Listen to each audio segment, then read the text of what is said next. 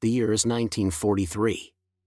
In our timeline, the Battle of the Atlantic was a desperate, grinding war of attrition, a relentless struggle for naval supremacy that bled both sides dry for years. The insidious threat of German U-boats, prowling the shipping lanes, cast a pall over the entire Allied war effort. They threatened to starve Britain into submission, strangle the flow of vital Lend-Lease supplies, and cripple any grand plans for a cross-channel invasion of Europe. Code-breaking efforts like those at Bletchley Park provided crucial intelligence, a lifeline in the darkness, but the technology for consistently detecting and destroying submarines remained imperfect, a cat-and-mouse game where the mouse often had the upper hand. The Allied response was a monumental effort: the rapid construction of escort vessels, the development of increasingly sophisticated radar and sonar, the extension of long-range air patrols, and the meticulous organization of vast convoy systems. Yet, it was a long, agonizing, and incredibly costly fight, etching itself into the public consciousness as a relentless, unforgiving battle against a hidden, insidious foe. The losses mounted, ships disappeared without a trace, and the strain on Allied resources was immense, jeopardizing the very foundation of their war strategy. But in this profoundly altered history, a singular, revolutionary technological breakthrough, perfected by late 1942, rewrote the rules of naval warfare overnight. Imagine a system, born from the brilliance of a previously overlooked genius, perhaps a reclusive physicist and acoustics specialist, Dr. Eris Thorne, working in a secluded, top-secret facility somewhere in rural England. Thorne's groundbreaking work on subatomic resonance, initially dismissed as theoretical esoterica, led to the development of a passive quantum field detector. This device wasn't just an improvement, it was a fundamental shift in perception, akin to gaining a new sense. It could pinpoint a submarine's metallic signature from hundreds of miles away, even through deep ocean layers, regardless of depth, speed, or attempts at silence.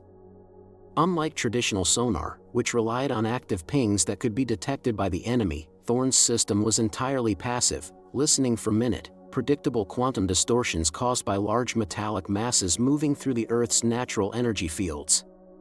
It rendered the ocean transparent to the hunter and devastatingly opaque to the hunted. Crucially, the technology was remarkably robust, unaffected by German countermeasures like noisemakers, magnetic anomaly decoys, or even new types of silent propulsion being experimented with. Its operational footprint was surprisingly small, allowing for rapid and widespread integration into existing Allied aircraft, like the B-24 Liberator, the nimble Mosquito, and the sturdy Catalina flying boats, and into the humble but numerous destroyer escorts, with minimal additional crew training required. The manufacturing process, while initially complex and requiring specialized components, proved surprisingly scalable once the core principles were understood, allowing for mass production within months. This rapid deployment, shrouded in an impenetrable veil of secrecy, meant the Germans had no warning of the impending technological tsunami. The deployment of Thorne's system was swift and utterly devastating. The first operational patrols began in late 1942, cloaked in test missions. Within weeks, the results were astonishing. Long-range patrol aircraft, now equipped with these quantum eyes, could sweep vast expanses of ocean, identifying U-boats with pinpoint accuracy, often before the U-boats even knew Allied aircraft were in the vicinity. Once detected, the precise location was relayed to accompanying escort vessels, which, now equipped with their own versions of the detector, could home in with uncanny precision. The old cat-and-mouse game ceased. It became a systematic, almost surgical, destruction. German U-boats, surfacing at night for air, charging batteries, or attempting to fire torpedoes, found themselves immediately exposed. Their frantic evasive maneuvers became useless as the Allied hunters simply stayed with them, relentlessly dropping depth charges until the U-boat was crushed. Grand Admiral Donat's once feared wolf packs found themselves less a pack of hunters and more a collection of doomed prey, trapped in an invisible net. Their torpedoes, once deadly, found no targets as Allied convoys, now sailing with newfound confidence, navigated routes precisely cleared of danger. By mid-1943, the once raging Battle of the Atlantic didn't just turn, it effectively ended. U-boat sinkings plummeted from hundreds a month to mere handfuls, then to virtually none. The psychological toll on U-boat crews, once sustained by the thrill of the chase and the vastness of the ocean's hiding places, was shattered by the uncanny, almost supernatural, ability of the Allies to find them. Many U-boats, realizing the absolute futility of their mission in the face of such omnipresent detection, began to surrender en masse rather than face certain destruction. This wasn't just a military victory, it was a technological knockout that left the Kriegsmarine's submarine arm utterly crippled, humiliated, and strategically irrelevant. The strategic mind of Dönitz, so utterly reliant on the U-boat as Germany's decisive weapon for strangling Britain, would be thrown into profound disarray, potentially leading to significant internal power struggles or a desperate, perhaps even delusional, search for another wonder weapon to compensate for this crushing, unforeseen defeat. Hitler's belief in the U-boat as a war-winning weapon would crumble, further isolating Dönitz and likely redirecting naval resources elsewhere, perhaps to surface fleet projects that were largely symbolic. The immediate and most profound consequence of a secure Atlantic was the unleashing of Allied logistical power on a scale previously unimaginable. This wasn't just an improvement, it was a fundamental shift in the global balance of power and logistics, profoundly impacting the duration and intensity of the entire war. The logistical build-up for Operation Overlord, the monumental invasion of Normandy, instead of being a year-long, agonizing process constantly hampered by shipping losses and the desperate need for defensive escorts, could be dramatically accelerated. No longer would precious cargo ships be diverted, sunk, or forced into circuitous, time-consuming routes. Troops, tanks, artillery, aircraft components, and vital supplies from the United States could flood into Britain at an unprecedented rate, overwhelming existing port capacities and leading to even faster, more extensive infrastructure development. The fear of transatlantic travel, once a subtle but constant anxiety, would vanish. This would make an earlier D-Day invasion not just plausible but almost inevitable, pushing it forward to late 1943 or very early 1944. A significantly larger, better equipped, and more deeply resourced invasion force, perhaps comprising more divisions and heavier armor, would hit the beaches of Normandy. They would face German defenses that were less complete, less prepared, and more thinly spread, as precious resources would still be desperately tied up on the Eastern Front. The Axis powers would have drastically less time to fortify their Atlantic wall, which was far from complete in 1943. The sheer momentum of this more robust invasion could potentially shorten the bloody beach landings and hasten the breakout from the hedgerows, leading to quicker decisive engagements in areas like the Falaise Gap. With superior numbers, an uninterrupted and overwhelming flow of supplies, and even more dominant air superiority, as more aircraft could be produced and flown directly without fear of U-boat interdiction, and fuel supplies were boundless, the Allied advance through France would be swifter and potentially less costly in terms of Allied lives. The arduous, grinding battles for Caen, the breakout from the Normandy hedgerows, and the dramatic race across France would likely happen with greater speed and efficiency. This means an earlier liberation of Paris and much of Western Europe, a quicker push to the formidable Siegfried Line, and an accelerated drive towards the Rhine and into the heart of Germany. The logistical strain on the Western Allies in our timeline, particularly concerning fuel, ammunition, and replacement parts, would be significantly alleviated, enabling faster mechanized advances and more sustained offensives without the need for pauses to reorganize supply lines. This could lead to the war in Europe concluding perhaps as early as late 1944, potentially before the bitter fighting in the Ardennes or the final, destructive battles for German cities. The strategic bombing campaign, too, would benefit from increased fuel availability and reduced diversion of air assets for ASW, allowing for a more intense and sustained assault on German industrial capacity. The flow of Lend-Lease aid to the Soviet Union would become an absolute torrent, unparalleled in its volume and reliability. In our timeline, the perilous Arctic convoys faced brutal U-boat attacks, icy conditions, and formidable German air and naval harassment, often suffering devastating losses of ships and vital supplies. Now, with the Atlantic clear, vastly more tanks, like the Sherman M4A2 and Valentine, trucks, which were absolutely vital for Soviet mobility and logistics, aircraft, locomotives, industrial machinery, raw materials, such as aluminum, copper, and high-octane aviation fuel, and desperately needed food could reach the Red Army via both the now safe Arctic routes and the less vulnerable Persian corridor. This immense, uninterrupted influx of material would empower the Soviets to sustain their offensives with even greater ferocity and consistency, reducing their reliance on costly human wave attacks and allowing for more sophisticated combined arms operations. This would dramatically shorten the brutal Eastern Front war by several months, perhaps pushing Soviet forces to the gates of Berlin even earlier than April 1945. A better supplied Red Army, able to maintain its momentum without pauses for resupply, could execute deeper encirclements and achieve more decisive breakthroughs against the Wehrmacht. A deeper, faster Soviet push into Eastern and Central Europe would undoubtedly reshape the post-war map.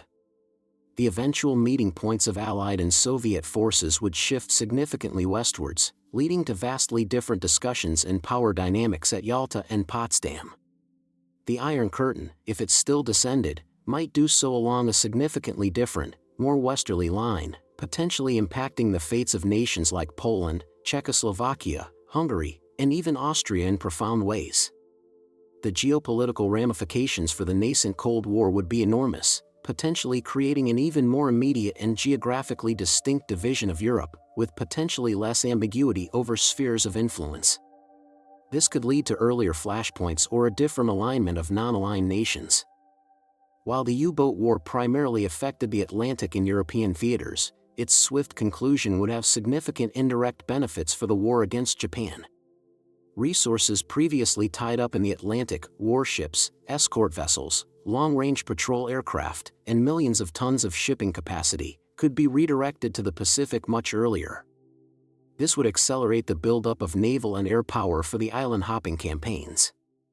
More aircraft carriers, battleships, and transports could join the Pacific Fleet, allowing for faster advances, more intense bombardments, and potentially the bypassing of more heavily fortified islands, saving both time and lives.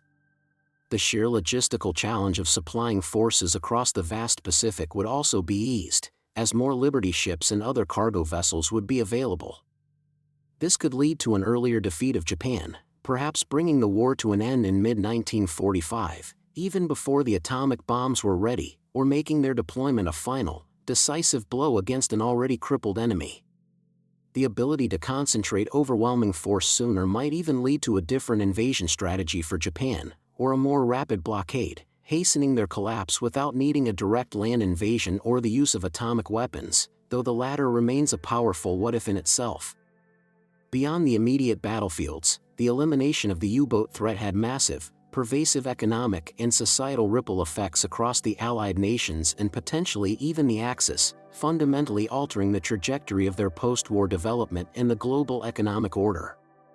The staggering losses of merchant shipping, which in our timeline amounted to millions of tons of steel, fuel, manufactured goods, and critical raw materials, would simply vanish from the ledger. In 1942 alone, U-boats sank over 6.2 million gross tons of Allied merchant shipping. Every one of these sunk ships represented a colossal waste of resources, effort, and man-hours dedicated to replacement, an invisible drain on the Allied war machine. This liberation created an immense industrial capacity dividend that had been entirely dedicated to replacing sunk vessels and their lost cargo. Steel, previously earmarked for ship plating, could now be immediately redirected into tanks, aircraft, or even the initial stages of civilian goods production. Fuel, saved from the constant movement of convoy escorts, ASW patrols, and the longer routes taken to avoid U-boats, could power factories, civilian transportation networks, or be diverted to the strategic bombing campaign with greater intensity and duration. This efficiency gain would be a massive boon, reducing bottlenecks in critical supply chains and accelerating overall Allied industrial output across the board. The ability to prioritize specific war production goals without the constant interruption of shipping losses would streamline manufacturing and resource allocation. For the home fronts, especially in Britain, the psychological and physical burden of the U-boat war was immense. Rationing was severe, and the constant threat of shipping losses meant the specter of starvation and severe shortages loomed large. News of sunken ships, lost cargo, and the grim casualty lists of merchant mariners and naval personnel were a constant, grim reminder of vulnerability and sacrifice. With secure and abundant supply lines, rationing could be eased earlier and more significantly, providing a much-needed and immediate boost to public morale. Consumer goods, previously scarce, might become more available, improving daily life and signaling an earlier return to normalcy. The constant anxiety about distant relatives serving on merchant ships or in the Royal Navy's escort groups would diminish dramatically, replaced by a profound sense of relief and triumph. This surge in confidence and relief would translate into increased civilian productivity, fewer labor disputes, as living conditions improved, and unwavering public support for the war effort, potentially leading to greater social cohesion post-war. For the United States, less immediate need for emergency shipbuilding programs, like the Liberty Ship program, which was a monumental industrial undertaking, could free up resources for other critical industries, potentially accelerating certain technological developments or allowing for a less strained, more efficient wartime economy. This earlier easing of wartime restrictions would also smooth the transition into peacetime, potentially mitigating some of the social dislocations seen in our timeline. The post-war economic recovery, particularly in Britain and other European nations heavily dependent on maritime trade, would be significantly faster and more robust. The drain on resources and the severe disruption to international trade caused by the U-boat war in our timeline meant a slower, more arduous transition to peacetime economies, often hampered by balance of payments crises. In this alternate reality, secure global trade routes would allow for a quicker re-establishment of international commerce, accelerating the distribution of goods, raw materials, and the recovery of devastated economies across Europe and Asia. This might lead to a more robust and interconnected global economy much earlier in the post-war era, potentially influencing the speed of reconstruction and the development of post-war international financial institutions. The Marshall Plan, for example, might be smaller in scope or initiated differently if European economies were already on a faster recovery trajectory, potentially allowing more focus on infrastructure or specific industrial redevelopment rather than basic sustenance. This could also lead to a more rapid expansion of global trade organizations and a faster move towards globalization, with nations rebuilding their trade relationships without the lingering fear of unseen naval threats. The long-term implications of this perfect ASW scenario are truly transformative, influencing not only military strategy but also the very fabric of the post-war international order, impacting alliances, technological races, and even the cultural memory of the war. If a perfect countermeasure existed, the very concept of the conventional attack submarine, as understood in World War II, would be rendered effectively obsolete. Major navies worldwide would immediately cease investing heavily in such vulnerable vessels, or drastically reevaluate their role. Naval strategists would have to fundamentally rewrite their playbooks, and the vast naval resources previously dedicated to submarine warfare would be reallocated. Future submarine development would immediately leapfrog towards extreme stealth, e.g., highly miniaturized, quiet vessels, or even entirely non-metallic designs that circumvent quantum detection, highly specialized roles, like platforms for nuclear missiles or unmanned underwater vehicles, UUVs, or entirely new concepts of undersea warfare, e.g., automated drone submarines or revolutionary, non-acoustic propulsion systems.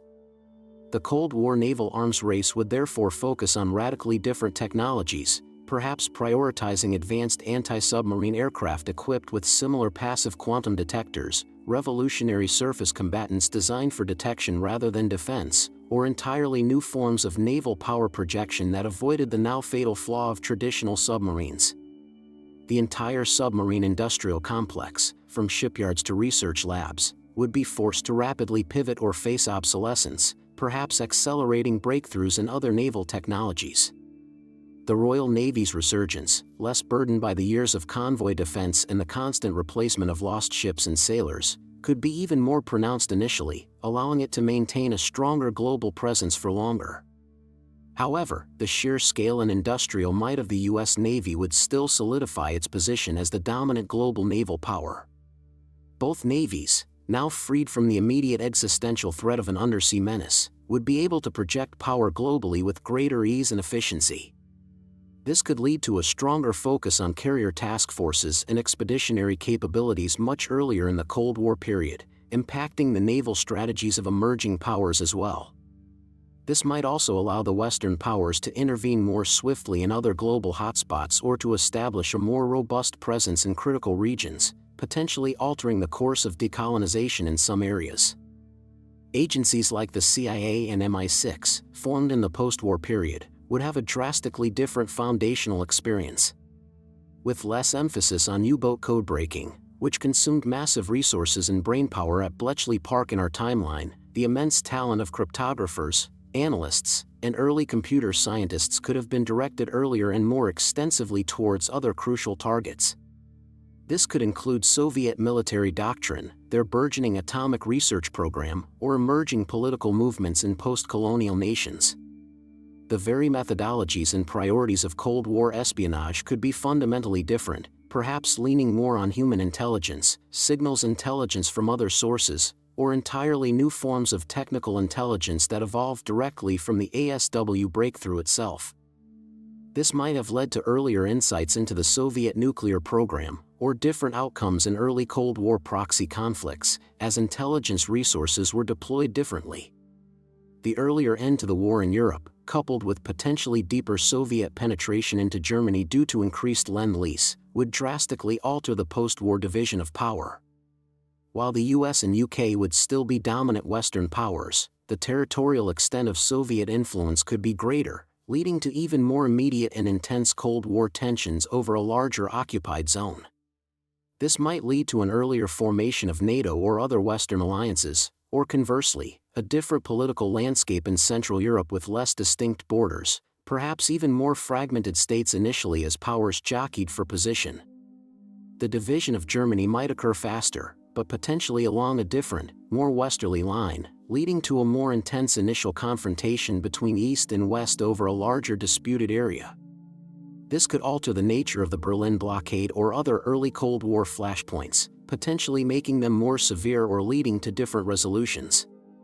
The inventor of this revolutionary ASW technology, whether Dr. Eris Thorne or another figure, would be heralded as one of the war's greatest heroes, standing alongside generals and admirals. This could profoundly elevate the public status of scientists and engineers in society, inspiring a generation to pursue scientific research with renewed vigor and public support. Governments and private industry might invest even more heavily in big science projects post-war, accelerating technological progress in many civilian fields beyond just defense, such as computing, materials science, energy research, including nuclear power, and even early space exploration. The war would have vividly demonstrated the power of scientific breakthroughs to fundamentally alter the course of human events, not just through destructive weapons but through game-changing defensive technologies. The public narrative would celebrate ingenuity as much as battlefield valor, shifting cultural perceptions of heroism and national pride.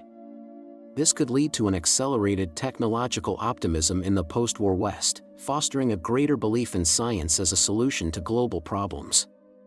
The U-boat war consumed vast quantities of fuel, steel, rubber, and other critical resources for convoy escorts, naval operations, and air patrols. With these demands significantly reduced, more fuel, steel, and other critical resources would be available for other aspects of the war effort, or even for domestic consumption.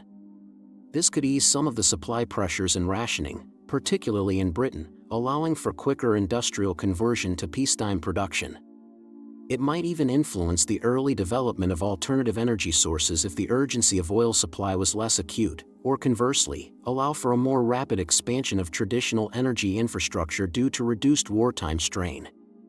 This economic flexibility could also empower allied nations to invest more heavily in post-war social programs, infrastructure development, and education, potentially leading to different societal welfare models than in our timeline.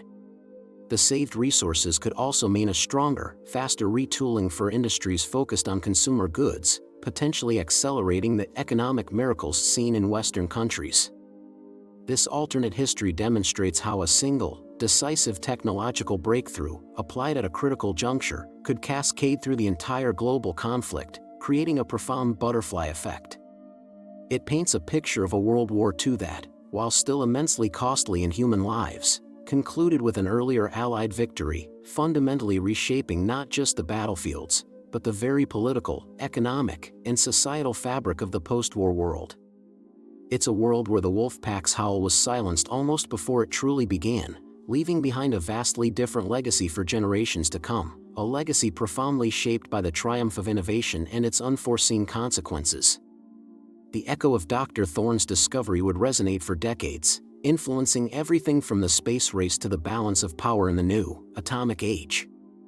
The world would look back on the mid-20th century not just as a period of unprecedented conflict, but also as a time when human ingenuity decisively altered the course of history, forcing an entire continent and its empires to adapt to a new, accelerated reality.